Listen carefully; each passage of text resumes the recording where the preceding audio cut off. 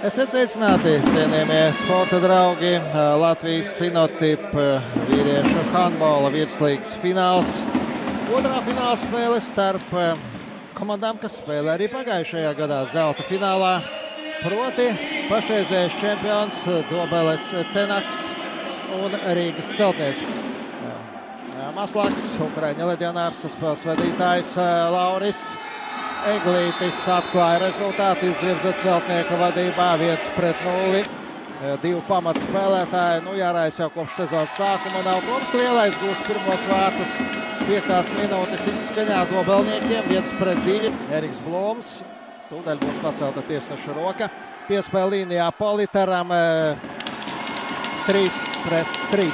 Ja nebūtu vārti, būtu 7 metri, jo cik mēs no savas vietas redzu, tad Gundars Lejnieks šķiet atradās un arī Jablonskis atradās 6 metru zonā.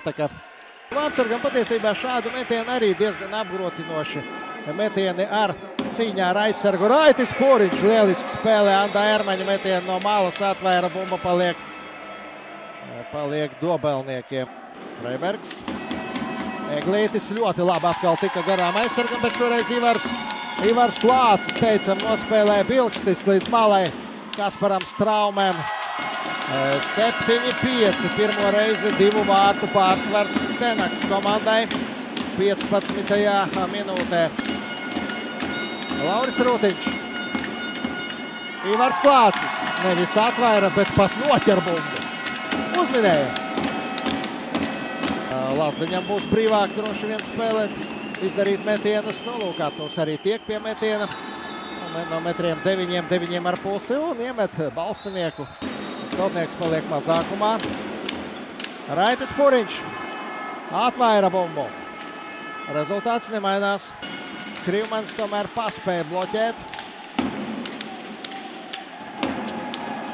Vai tā bija domāta piespēle? Vārtsargam grūti pateikt. Žanis Malahovs un Ivars Lācis spēlēs pēc iespējas ilgāk. Jablonskis gandrīz pārtver bumbu. Politers un Lauris Rūtiņš parādīja piespēli, izgāja starp aizsargiem un kļūdās Dobelnieki, zaudē bumbu. Raitis Pūriņš. Teicam, piespēle līnijā Edgaram Vadzītim, Artūra Lazdiņa izpildījumā pa 11, neizšķirts. Pacelta tiesneša roka, bet pēdējās sekundes, un tūdaļ būs pēdējais metiens, un tas ir precīzs. 2 sekundes pirms pārtraukuma Artūrs Lazdiņš iemet balstinieku un pirmo puslaiku ar 12-11 savā labā pabeidz Rīgas Celtnieks. Kā Blūms garām. Tihanovs piespēl pāri visam laukumām un precīzs Riharda Lejas metiens. 14-11, pirmo reizi 3 vārtu pārsvars, bet viņam arī pretī cits vārtsargs. Nevis Raitis Pūriņš, bet gan Helmuts Tihanovs.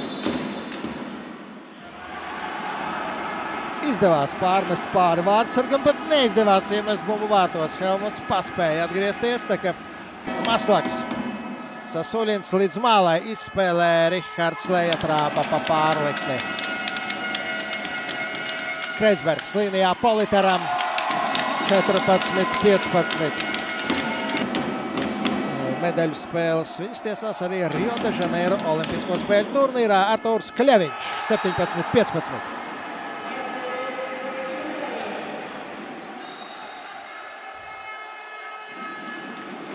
Rīta Ludzā viņas tiesās arī sieviešu čempionātā. Tātad kājās bija piespēle un aktīva aizsardzībā Dobelnieka nospēlē Toms Lielais 19-19. Tāpēc arī tikai brīvmetiens. Jā, paldies Jānim Paulovičam par ļoti interesantu vērtīgu informāciju pa stabu trāpa.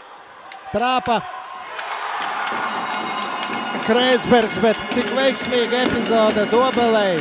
1-3 bija Egils Politers un tomēr ieguva bumbu tieši viņš. Nevis kāds no Celtnieka spēlētājiem un Tenaks vadībā 20-19. Nešķita gadījumā. Skaidrs, ka būs turpinājums. Toms Lielais met garām. Helmuts Tihanovs. Nē, virsū nav. Iestājās pēdējā brīdī ceļā Toms Lielais. Lauris Rūtiņš, vārtsargs atsit. Lauris Eglīts atainojos. Un Rihards Leja izvirza vadībā celtnieku 22-21. Bilkštis. 24-23 Ansis Bilkštis. Nu, tā ilgi neļaus tiesneši tik ilgi tā spēlēt. Nu, Blome.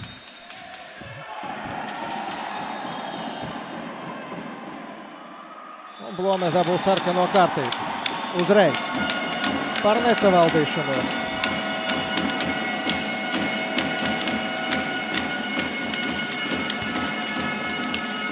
Pietura pret viņu pārkāpums, bet par šo žestu, par atvēzienu pretinieka virzienā uzreiz sarkanā kartīte.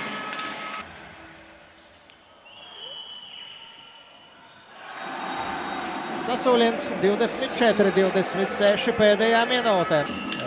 Tukši vārti, 7 laukuma spēlētāji. Ivars Lācis atvēra bumbēriks, Blūms to iegūst un bumba paliek Tenaks komandai un līdz ar to visticamāk uzvara arī. Tenaks uzvar. Piespēle līnijā Krivmanim. 27-24 Kristaps Krivmanis pēdējā sekundē gūst vārtus. Zobeles Tenaks izrauj uzvaru arī otrajā finālspēlē Rīgā. Un sērijā līdz 3 uzvarām panāk 2-0 savā labā.